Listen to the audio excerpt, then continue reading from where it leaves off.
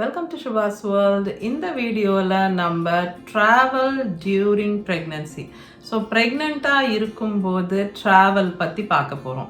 நிறையா questions கமெண்ட்ஸில் கேட்டிருக்கீங்க. ட்ராவல் பண்ணலாமா, எப்படி ட்ராவல் பண்ணுறது பெஸ்ட்டு, எவ்வளோ நேரம் ட்ராவல் பண்ணுறது சேஃபு, ட்ராவலிங்கிறதுல எந்தெந்த விஷயங்களில் கேர்ஃபுல்லாக இருக்கணும், கொஞ்சம் டிப்ஸ் கொடுங்க, இந்த மாதிரி நிறையா கமெண்ட்ஸ் வந்திருக்கு. அதை எல்லாத்தையும் அட்ரஸ் பண்ணுறதுக்கு தான் இந்த வீடியோ. ஸோ இது ட்ராவல் டியூரிங் ப்ரெக்னென்சி.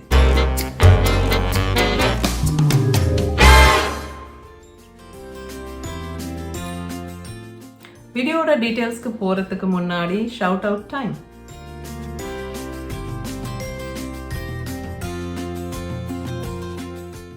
முக்கியமான டிஸ்க்ளைமர், நான் டாக்டர் இல்லை ஹெல்த் கேர் ப்ரொஃபஷனல் கிடையாது. இந்த வீடியோவில் நான் ப்ரெசென்ட் பண்ணுற எல்லா விஷயமும் நான் என்னோட ப்ரெக்னன்சியில் எக்ஸ்பீரியன்ஸ் பண்ணது அண்ட் லேர்ன் பண்ணிக்கிட்ட விஷயங்கள் மட்டும்தான். கொஷின் நம்பர் 1, ப்ரெக்னன்சியில் ட்ராவல் பண்ணலாமா பண்ணக்கூடாதா? Most frequently asked question. General rule என்ன அப்படின்னா, உங்கள் ப்ரெக்னன்சி நேச்சுரல் கன்செப்ஷன், இயற்கையாக நீங்கள் கன்சீவ் பண்ணியிருக்கீங்க அண்ட் எந்த விதமான காம்ப்ளிகேஷன்ஸும் இல்லாத ப்ரெக்னன்சி, சிங்கிள் பேபி கேரி பண்ணுறீங்க, உங்களோட ஹிஸ்ட்ரியில் மிஸ்கேரேஜ் இல்லை ப்ளீடிங் அந்த மாதிரி எந்த இஷ்யூஸும் கிடையாது, ப்ரீ எக்ஸிஸ்டிங் கண்டிஷன்ஸ் இல்லை லைக் ஹை பிளட் ப்ரெஷர் இல்லைனா டயபெட்டிஸ். ஸோ பேசிக்காக பார்த்தீங்கன்னா உங்களுக்கு எந்த மெடிக்கல் காம்ப்ளிகேஷனும் இல்லை அண்ட் இந்த ப்ரெக்னன்சி டைமில் ப்ரெக்னன்சினால் எந்த விதமான காம்ப்ளிகேஷனும் இல்லை அண்ட் உங்களோட ஹிஸ்ட்ரியில் எந்த விதமான இஷ்யூஸும் இல்லை, நீங்கள் நேச்சுரலாக ப்ரெக்னென்ட் ஆகியிருக்கீங்கன்னா நீங்கள் ப்ரெக்னன்சியில் ட்ராவல் பண்ணலாம். There is no problem. ஒரு எமர்ஜென்சி சுச்சுவேஷன்னா, நீங்கள் உடனே போகணும் அப்படின்ற மாதிரி ஒரு சுச்சுவேஷன்னா இந்த ட்ராவல் பற்றி யோசிக்க வேண்டாம், you can go ahead. But நீங்கள் பிளான் பண்ணி ட்ராவல் பண்ணுறதா இருக்குது, ஒரு அக்கேஷன், ஒரு வெட்டிங் அந்த மாதிரி இருக்குது ஃபேமிலியில் அண்ட் உங்களுக்கு முன்கூட்டியே தெரியும் இந்த மாதிரி ஒரு ட்ராவல் பிளான் வருது அப்படின்னா, அப்போ நீங்கள் கண்டிப்பாக உங்கள் டாக்டர்கிட்ட அதை பற்றி டிஸ்கஸ் பண்ணிக்கோங்க. அது ஓகேவான்னு கேட்டுக்கோங்க, கேட்டுட்டு பிளான் பண்ணுங்க அப்படின்னு சொல்கிறாங்க. என்னென்ன கண்டிஷன்ஸ் இருந்தால் நீங்கள் உங்கள் டாக்டரை கேட்காம ட்ராவல் பண்ணவே கூடாது அப்படின்னு சொல்லுவாங்கன்னா, ட்வின்ஸ் கேரி பண்ணுறீங்கன்னா, இதுக்கு முன்னாடி உங்களுக்கு ஹிஸ்ட்ரி ஆஃப் மிஸ்கேரேஜஸ் இருக்குது, இன்கம்பீட்டன்ட் சர்விக்ஸ்னு சொல்லுவாங்க. ஸோ சர்விக்ஸ் ஏர்லியாக ஓப்பன் ஆகி அபார்ஷன்ஸ் நடந்திருக்கு அப்படின்ற மாதிரி இருக்குது, இல்லைனா உங்களுக்கு high blood pressure or diabetes இருக்குது, ஏர்லி ப்ரெக்னென்சியில் உங்களுக்கு ப்ளீடிங் இஷ்யூஸ் இருந்தது, இல்லைனா ஜென்ரலாக வேறு ஏதாவது ஒரு ப்ராப்ளம் இல்லை காம்ப்ளிகேஷன் இருக்குது அப்படின்னா நீங்கள் கண்டிப்பாக ட்ராவல் டாக்டரை கேட்காம பண்ணவே கூடாது அப்படின்னு சொல்கிறாங்க. ஆல்சோ உங்களோட ப்ரெக்னன்சி அசிஸ்டட் ப்ரெக்னன்சியாக இருக்குது அப்படின்னா, விச் மீன்ஸ் நீங்கள் நேச்சுரலாக கன்சீவ் பண்ணலை, நீங்கள் அடிஷ்னல் ஹெல்ப்போட அசிஸ்டன்ஸோட கன்சீவ் பண்ணியிருக்கீங்க, ஐயுஐ இல்லை ஐவிஎஃப் இந்த மாதிரி ஏதாவது ஒரு ப்ரொசீஜர் வச்சு நீங்கள் ப்ரெக்னென்ட் ஆகியிருக்கீங்க அப்படின்னா, அந்த மாதிரி சுச்சுவேஷன்லையும் உங்கள் டாக்டரை கன்சல்ட் பண்ணாமல் நீங்கள் எந்த ட்ராவலும் பண்ணக்கூடாது. ஓகே, இப்போ லாங் டிஸ்டன்ஸ் ட்ராவல் இருக்குன்னு வச்சுப்போம். விச் மீன்ஸ் உங்களோட ட்ராவல் 4-5 hours தாண்டி இருக்கு ஆர் இன்டர்நேஷ்னல் ட்ராவல். ஸோ ஒரு கண்ட்ரிலேருந்து இன்னொரு கண்ட்ரி அந்த மாதிரி நீங்கள் ட்ராவல் பண்ணுறீங்கன்னா ப்ரெக்னன்சியில் அப்போ நீங்கள் கண்டிப்பாக உங்களோட ஏர்லைன்ஸில் செக் பண்ணிக்கணும் எவ்வளோ நாள் வரைக்கும், எந்த வீக் ஆஃப் ப்ரெக்னன்சி வரைக்கும் அவங்க அலோவ் பண்ணுவாங்கன்னு. பிகாஸ் டிஃப்ரெண்ட் ஏர்லைன்ஸ்க்கு டிஃப்ரெண்ட் ரூல்ஸ் இருக்குது. சில ஏர்லைன்ஸ் 28 வீக்ஸ்க்கு அப்புறமே உங்ககிட்ட டாக்டர் சர்டிஃபிகேட் கேட்கலாம் உங்கள் டியூ டேட் பற்றி அண்ட் உங்களோட டாக்டரோட ஆல் கிளியர் ஃபார் ஃப்ளைங் அப்படிங்கிற டீட்டெயில் இருக்க மாதிரி ஒரு லெட்டர் வேணும்னு கேட்கலாம். சில ஃப்ளைட்ஸில் 32 to 36 வீக்ஸ்க்கு அப்புறம் அவங்க ஃப்ளை பண்ணுறதுக்கு அலோவ் பண்ண மாட்டாங்க அப்படிங்கிறத தெரிஞ்சுக்கோங்க. ஸோ நீங்கள் பிளான் பண்ணுறதுக்கு முன்னாடியே ஏர்லைன் கால் பண்ணி இந்த விஷயங்கள் பற்றி கேட்டுக்கோங்க. ஸோ திடீர்னு ஒரு அப்கமிங் ட்ராவல் வருதுன்னா ஃபஸ்ட்டு உங்கள் டாக்டரை கன்சல்ட் பண்ணிக்கோங்க, அதுக்கப்புறம் உங்கள் ஏர்லைன்ஸ் கால் பண்ணிக்கோங்க அண்ட் ஃப்ளையிங் அலோவ் பண்ணுவாங்களா, என்ன ரிக்வயர்மெண்ட் இதெல்லாம் தெரிஞ்சுக்கோங்க அண்ட் தேவைப்பட்டதுன்னா உங்கள் டாக்டர்கிட்டேருந்து ஒரு லெட்டரும் வாங்கிக்கோங்க ஃபார் யர் ட்ராவல். சில பேர் ப்ரெக்னன்சி டைமில் வந்து ஒரு வெக்கேஷன் போகணும் குழந்தை வர்றதுக்கு முன்னாடி அப்படின்னு ஆசைப்படுவாங்க. அதை வந்து பேபி மூன் அப்படின்னு கூட சொல்லுவாங்க. So honeymoon with a baby inside, அதுதான் வந்து பேபி மூன்.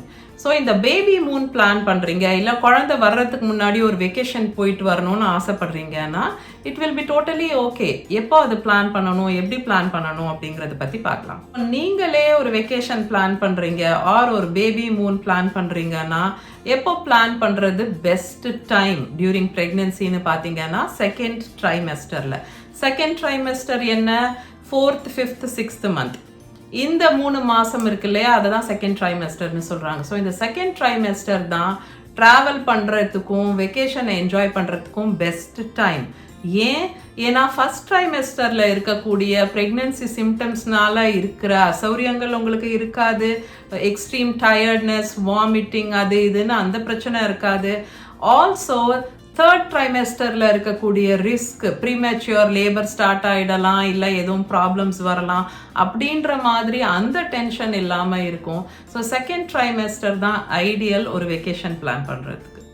ஆனால் உங்கள் வெக்கேஷன் கன்ஃபார்ம் பண்ணிக்கிறதுக்கு முன்னாடி அட்லீஸ்ட் 6 வீக்ஸ் முன்னாடி, 6 வாரங்களுக்கு முன்னாடி உங்கள் டாக்டரை கன்சல்ட் பண்ணுங்க. உங்கள் பிளான் பற்றி சொல்லுங்க. உங்களோட டெஸ்டினேஷன் என்ன, அதாவது நீங்கள் எங்கே ட்ராவல் பண்ணி போகணும்னு ஆசைப்படுறீங்க, அங்கே இருக்கிற மெடிக்கல் ஃபெசிலிட்டிஸ் என்னென்ன, உங்கள் ட்ராவல் இன்சூரன்ஸ் வந்து ப்ரெக்னென்சி ரிலேட்டட் விஷயங்களை கவர் பண்ணுதா, அந்த டெஸ்டினேஷனில் என்ன மாதிரி ஆக்டிவிட்டீஸ் இருக்குது, அந்த ஆக்டிவிட்டீஸ் எல்லாம் நீங்கள் பண்ணலாமா வேண்டாமா, மெடிக்கல் ஃபெசிலிட்டிஸ் எந்த லெவலில் இருக்குது, நீங்கள் போகிற டெஸ்டினேஷனுக்கு ஏதாவது ஸ்பெஷல் வேக்சினேஷன்ஸ் தேவைப்படுதா. 6 வாரங்களுக்கு முன்னாடியே நீங்கள் ஒரு ட்ராவல் கன்சல்டேஷன் பண்ணிக்கோங்க உங்கள் டாக்டர் கிட்ட அப்படின்னு சொல்கிறாங்க. பெஸ்ட் வே டு ட்ராவல் என்ன அப்படின்னா, லாங் டிஸ்டன்ஸ்னு வரும்போது நம்ம நினைப்போம் ஃப்ளைட் வந்து பெஸ்ட் வே டு ட்ராவல் அப்படின்னு சொல்லிட்டு. இருக்கிற ஆப்ஷன்ஸ் பார்க்கும்போது பை ரோட், கார் ஆர் பஸ்ஸில் போகிறது, இல்லைன்னா பை ட்ரெயின், இல்லைன்னா by flight or by cruise or ship, right? இதில் வந்து ஷிப் வந்து ரொம்ப ரேரான விஷயமா இருக்குது. மோஸ்ட்லி வந்து by car, by road or by flight or train, இதுதான் ரொம்ப காமன் ஆப்ஷன்ஸ். இந்த 3 ஆப்ஷனை பார்க்கும்போது என்ன கேட்டால் பர்சனலி ட்ரெயின் பெஸ்ட் ஆப்ஷன் அப்படின்னு சொல்லுவேன் உங்களுக்கு ஒர்க் ஆகுதுன்னா. ஏன்னா நீங்கள் வீட்டில் இருக்கிறபடியே நீங்கள் வந்து காலு கையெல்லாம் ஸ்ட்ரெச் பண்ணிக்கலாம், படுத்து ரெஸ்ட் எடுத்துக்கலாம், எழுந்து நடமாடலாம், இது எல்லாமே பண்ணலாம். ஸோ ஒரு ட்ரெயின் ரைடு வந்து மோஸ்ட் கம்ஃபர்டபுள் அப்படின்னு நான் பர்சனலி நினைக்கிறேன். இது just my opinion. But of course காரில் போகிறதோ இல்லை ஃப்ளைட்டில் போகிறதோ கூட டோட்டலி சேஃப். அண்ட் நீங்கள் வந்து சீட் பெல்ட் போட்டுக்கணும் அண்ட் தேவையான சேஃப்டி விஷயங்கள் எல்லாம் கரெக்டாக ஃபாலோ பண்ணணும். அது என்னென்னு சொல்லி நம்ம பார்ப்போம். ஸோ ட்ராவல் பண்ணும்போது என்ன சேஃப்டி டிப்ஸ் ஃபாலோ பண்ணணும் நீங்கள் அப்படின்னு நான் இப்போ சொல்ல போகிறேன். உங்களுக்கு வேணும்னா ஒரு பேப்பர் எடுத்து பென் எடுத்து அழகாக நோட் பண்ணி வச்சுக்கோங்க. அது உங்களுக்கு ரொம்ப யூஸ்ஃபுல்லாக இருக்கும் ட்ராவல் டைமில். First and foremost seat belt கட்டாயம் போடணும். நீங்கள் காரில் போகிறீங்கன்னாலும் சரி, ஃப்ளைட்டில் போகிறீங்கன்னாலும் சரி, சீட் பெல்ட் உங்கள் சேஃப்டிக்குங்கிறத புரிஞ்சுக்கோங்க. அண்ட் சீட் பெல்ட் எப்படி வேர் பண்ணணும்னா உங்கள் ப்ரெக்னென்ட் பெல்லி மேலே வரக்கூடாது சீட் பெல்ட். இப்போ காரோட சீட் பெல்ட் மாதிரி இருக்குன்னா உங்களுக்கு வந்து அந்த பெல்லிக்கு கீழே லேப் பெல்ட்டும் செஸ்டோட பெல்ட் வந்து பிரெஸ்ட்டுக்கு நடுவில் போகிற மாதிரியும் அந்த மாதிரி தான் இருக்கணும். வயிறு மேலே பெல்ட்டோட ஸ்ட்ராப் வர்ற மாதிரி போடக்கூடாது. இப்போ ஃப்ளைட்டில் போகிற டைம்லலாம் லேப் பெல்ட் மாத்திரம் இருக்கும் இல்லையா, அது வந்து வயிற்றுல எவ்வளோ கீழே அடியில் அந்த ப்ரெக்னென்ட் பெல்லிக்கு கீழே வந்து அந்த பெல்ட்டை போடணும். அந்த வயிறு மேலே அந்த பம்ப் மேலே வந்து பெல்ட்டோட ஸ்ட்ராப் வரவே கூடாது. டீப் வெயின் த்ராம்போசிஸ், டிவிடின்னு சொல்கிறாங்க.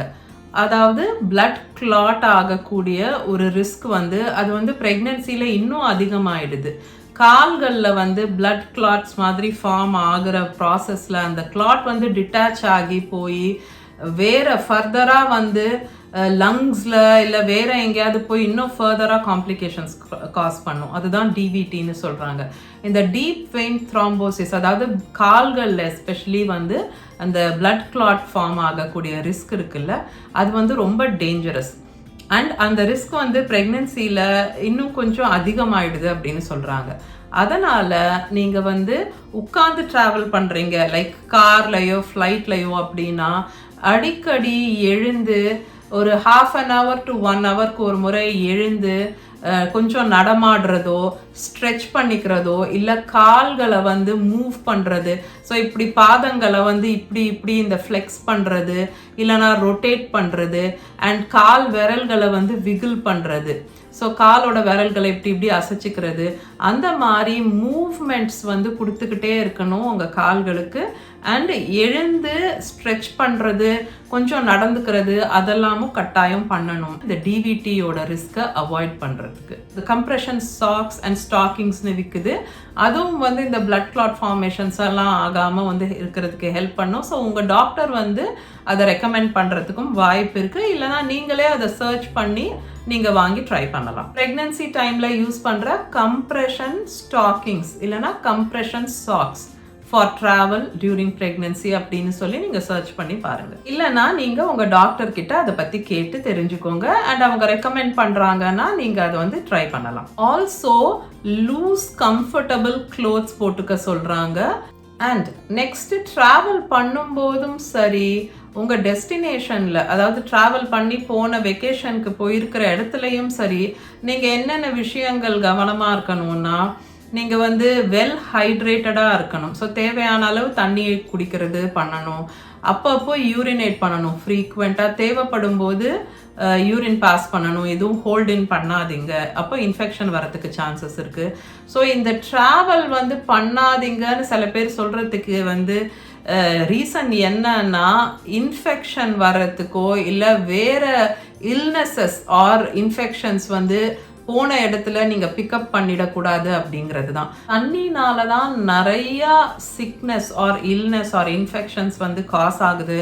அதனால் சீல்டு பாட்டிலில் இருக்க வாட்டர் மட்டும்தான் நீங்கள் எடுத்துக்கலாம். இல்லைன்னா நீங்கள் லோக்கல் வாட்டர் யூஸ் பண்ணுறீங்க அப்படின்னா கண்டிப்பாக நல்லா 5 நிமிஷத்துக்கு கொதிக்க விட்டு தண்ணியை அதுக்கப்புறம் ஆஃப் பண்ணி ஆற வச்சு அதுக்கப்புறம் எடுத்துக்கோங்க. ஸோ நல்லா பாயில் பண்ண கூல் பண்ண வாட்டர் தான் நீங்கள் எடுத்துக்கணும். தண்ணி விஷயத்தில் சேஃபாக இருந்தீங்கனாலே நீங்கள் வந்து இல்னஸ் அவாய்ட் பண்ணிடலாம், இன்ஃபெக்ஷனை அவாய்ட் பண்ணிடலாம். இன்னொரு மேஜர் கல்ப்ரிட் வந்து ஐஸ். ஸோ எந்த ஒரு ஜூஸ்லையோ தண்ணிலையோ ட்ரிங்க்லையோ ஐஸ் போட்டுக்காதீங்க. பிகாஸ் அது என்ன தண்ணியில் பண்ண ஐஸ் அண்ட் அதில் என்ன கிருமிகள் இருக்குன்னு உங்களுக்கு எந்த ஐடியாவும் இருக்காது. ஸோ ட்ராவல் பண்ணும்போதும் சரி, ட்ராவல் டெஸ்டினேஷன்லேயும் சரி, ஐஸை வந்து கம்ப்ளீட்டாக அவாய்ட் பண்ணிடுங்க. எனக்கு ஐஸ் போடாதீங்க என் ட்ரிங்க்ஸில் அப்படின்னு கிளியராக சொல்லிடுங்க. சாப்பாடுன்னு வரும்போது ஹாட்டான ஃபுட் எடுத்துக்கோங்க. ரூம் டெம்பரேச்சரில் இருக்கிற எந்த பொருளும் எடுத்துக்க வேண்டாம். அதே மாதிரி கோல்டாக இருக்கிற எந்த பொருளும் எடுத்துக்க வேண்டாம். ரூம் டெம்பரேச்சர்லனா என்ன, சட்னிஸாக இருக்கலாம், இல்லை டிப்னு சொல்லி இருக்குல்ல சால்சா மாதிரி, அந்த மாதிரி சில டிப்ஸ் இருக்கலாம். ஸோ எந்த விதமான சாலட் ட்ரெஸ்ஸிங்கோ சால்சா சட்னிஸ் அந்த மாதிரி எதுவுமே யூஸ் பண்ணாதீங்க. சாப்பாடு வந்து ஹாட்டாக நல்லா சூடாக இருக்கக்கூடிய சாப்பாடு மட்டும் எடுத்துக்கோங்க. சாலட்ஸும் வந்து கம்ப்ளீட்டாக அவாய்ட் பண்ணிடுங்க. ஃப்ரூட்ஸ் அண்ட் வெஜிடபிள்ஸ் எடுத்துக்கும் போது நல்லா கழுவி தொடச்சிட்டு அதுக்கப்புறமா எடுத்துக்கோங்க. ட்ரிங்க்ஸ்ன்னு வரும்போது சூடான காஃபி டீ வந்து ஓகே. ஏன்னா அதை கொதிக்க வச்சு பண்ணுறாங்க. அதே மாதிரி காய்ச்சின பால் வந்து ஓகே. பட் கோல்டாக எந்த ட்ரிங்க்ஸும் ஃப்ரூட் ஜூஸும் எதுவுமே எடுத்துக்க வேண்டாம். அதே மாதிரி ஐஸ்கிரீம்ஸோ மில்க் ஷேக்கோ இதெல்லாமும் கம்ப்ளீட்டாக அவாய்ட் பண்ணிடுங்க. கோல்டு டெம்பரேச்சர் ஆர் ரூம் டெம்பரேச்சரில் இருக்கிற ஃபுட் அண்ட் ட்ரிங்க்ஸ் வந்து கம்ப்ளீட்டாக அவாய்ட் பண்ணிட்டீங்கன்னா இன்ஃபெக்ஷனை ரொம்ப தூரம் தவிர்க்கலாம். இந்த வீடியோக்கு அவ்வளோதான். அவங்க எல்லாரையும் நெக்ஸ்ட் வீடியோவில் மீட் பண்ணுறேன். until then take care.